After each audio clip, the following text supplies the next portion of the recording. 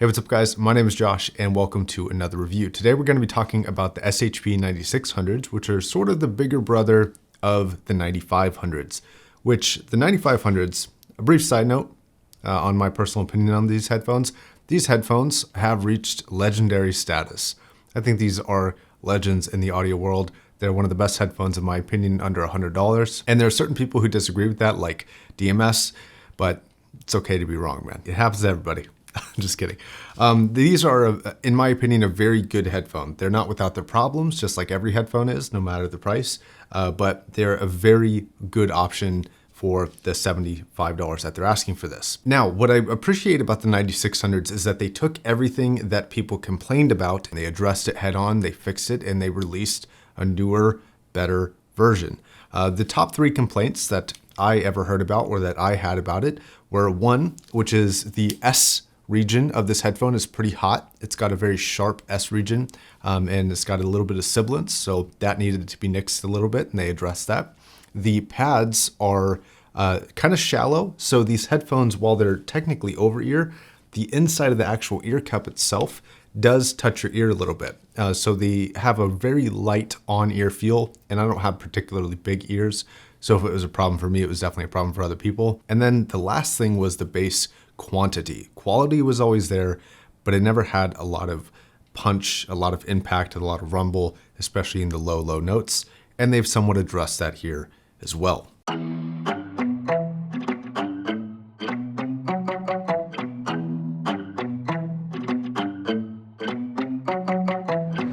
So before we talk about the build, this is going to be a very complimentary but also very harsh review of the 9600s. These are a headphone that I think has a lot of good behind it and some potentially bad. And so I want to make my biases very clear here. I purchased both of these. I did purchase both of these after I contacted Philips to try and get a review unit sent out. Those are being sent out. I'm also getting the X3 to review, so that review is coming up. However, I'm not sure when it's getting here, and I wanted to get to this review as early as possible, so I did go out and buy these. The biggest problem with this headphone for me is the price. So these are $75 and these are $130, I think is what I paid for them plus tax, so about 145 bucks. Here's the thing. This is almost an identical headphone to the 9500s. The build materials are exactly the same. The cup structure is very, very similar. Even the drivers, I'm not going to claim that they're the same, but to me, they look identical. There are very minor differences in terms of the build. The cups on this are a little bit more oval compared to the SHP 9500s, which are a little bit more round. Obviously, you also had the design differences between the two, like that the 9600 doesn't have this little cutout here. The pads are a little bit deeper on the 9600, which is a benefit. Like I said, they addressed that. So they actually fit completely over your ear without touching them, which is great. But to me, this headphone ultimately feels like a very expensive mod for the 9600 rather than a completely new upgrade or new iteration of an old school, yes, legendary, but still an old school headphone.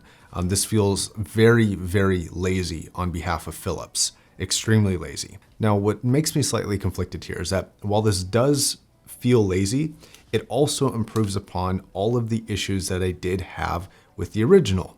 So on one hand, it feels kind of cheap, kind of feels like a cash grab to be completely honest, but they also did fix some of the problems. And I still can't really figure out if the upgrades in terms of sound quality are worth the almost double price tag. Especially given, like, if Philips had just made the build a bit nicer, just even if everything internally was the same, if they just made the headband a little bit nicer or slightly different pad material or made it like a dual-sided connection rather than the single-sided 3.5 millimeter, I think I'd be a lot more inclined to recommend this, but I'm stuck in this gray area personally. So regarding the comfort of the 9600, it's still a very comfortable headphone. There does seem to be a bit more clamp force because, again, the headband is about the same, but the pads are a little bit thicker. They have a little bit more depth to them. This makes for, in my opinion, a more comfortable experience, and your ears have a little bit more room to breathe. And this still gets kind of hot, same issue it had with the 9500s, but it seems to be slower to get there. It doesn't get there quite as early. Now for me, these pads do create a slightly itchy or scratchy experience, especially around the beard area. Not so much at the hairline, but my beard gets a little bit irritated after a while. I'm not sure why, but this material doesn't play particularly well with me personally. Okay, now one thing that does kind of tick me off a little bit about this headphone is that they seem to have, for no obvious reason, made pad changes between the two headphones more difficult. They delayed the modding process for this, which is a big thing, was modding those SHP9500s. And what you used to be able to do is get these 3D printed, I think they were 3D printed, these 3D printed pad rings that would adapt things like brainwaves pads onto them. And you could buy them from a company called ModHouse. And I'll leave their link in the description down below if you do have a 9500. There's this little hook on both the 9500s and the 9600s that you mount these pads onto, and they have this plastic ring around them. I don't know why they did this. There doesn't seem to be any real benefit, in my opinion, to doing this, but they flipped the orientation of those hooks. They reversed them. So instead of hooking outwards like it does on the 9500, they now hook inwards on the 9600, which means that your mods are not, as of right now, backwards compatible.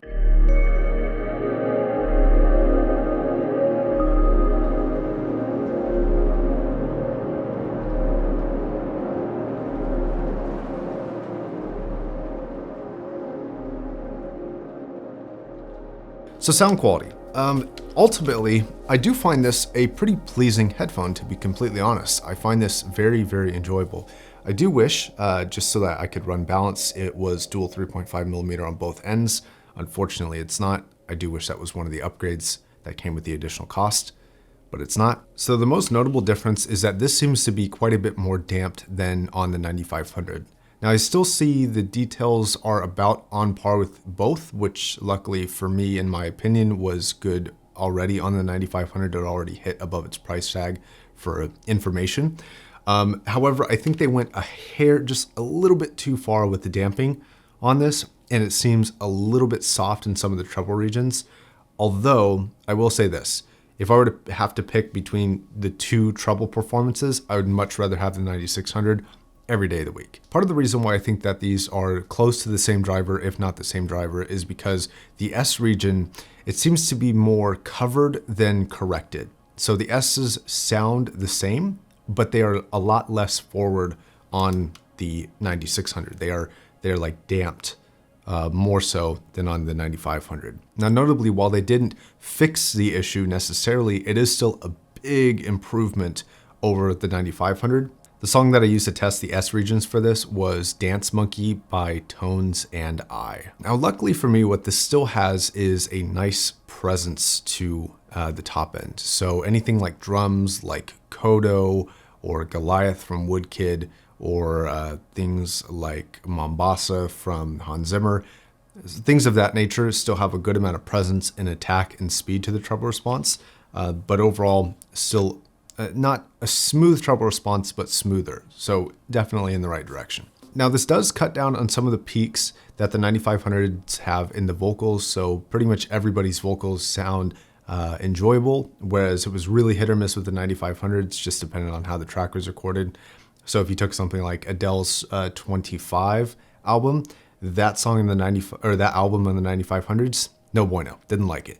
This, it's manageable, not perfect, but definitely manageable, and you can get some enjoyment out of her vocals with this headphone now. Now, occasionally, one of the downsides to covering an issue rather than correcting an issue in the treble and upper mid-range response is that it leaves some songs with the lack of the ability to cut through, to really get through with the forwardness of the vocals.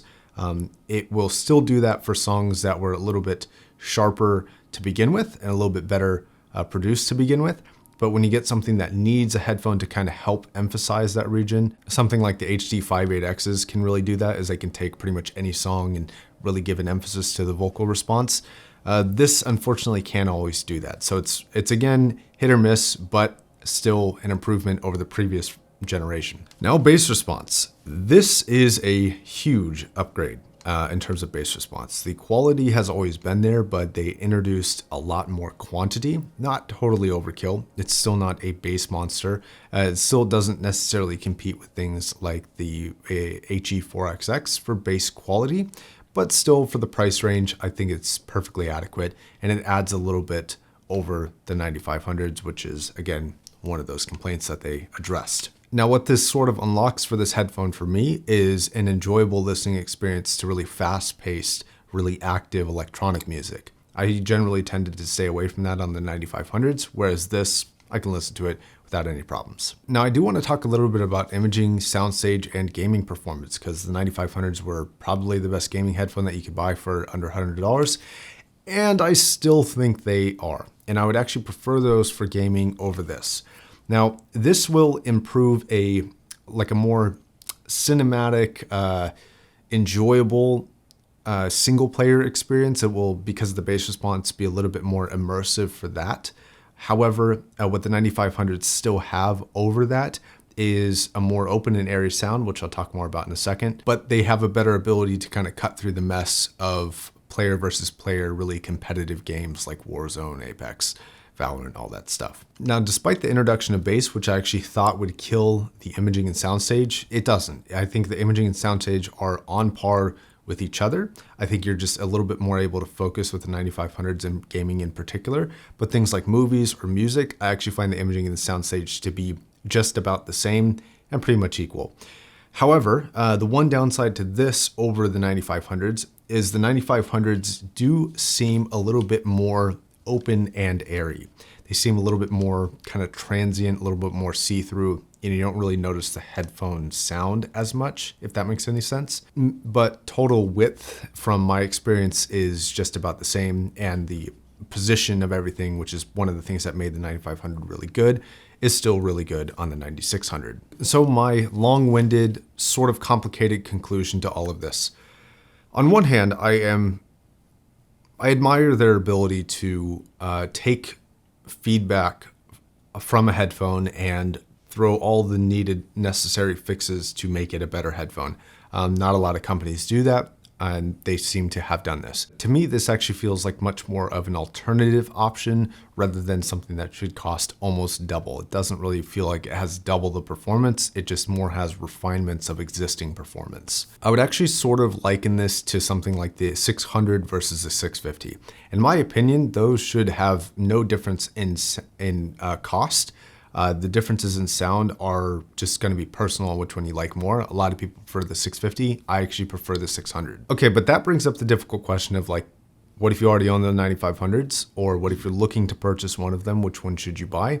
And that's where things get kind of complicated for me. Would I advise you to sell your 9500s in order to buy these? I think that depends on how much you want the improvements that this offers. If it's worth it to you to have a relatively similar sound signature, but just with small refinements, a little bit more bass, a little bit cleaner, and more refined treble response, and a little bit warmer mids, then maybe, that might be worth the additional 60 to 70 bucks. But if those issues didn't really bother you to begin with, then I would say that the 9500s are perfectly fine, and maybe insert some foam to get a little bit more bass response and a little bit less treble, and call it a day. If you don't have either, which one is worth it? This is the difficult part, and the part that it frustrates me that Philips put me in the position to have to argue this side, is it is better. It is a legitimate improvement in more categories than it is a downgrade. And for that, I have to say it is a better headphone. But the price just seems so out of whack to me, and the upgrade seems so lazy to me that my stubbornness wants me to say don't get it, but I do have to admit it is a better headphone. But yeah, that's basically all I got for this one. This one is a very lukewarm, some good, some bad review, and hopefully I could shed some light on how this sounds and whether or not you think it's worth it. I will leave links in the description down below of everything that I talked about today. Yeah. Okay, guys, thank you very much for watching. Until the next video, my name's Josh, signing off.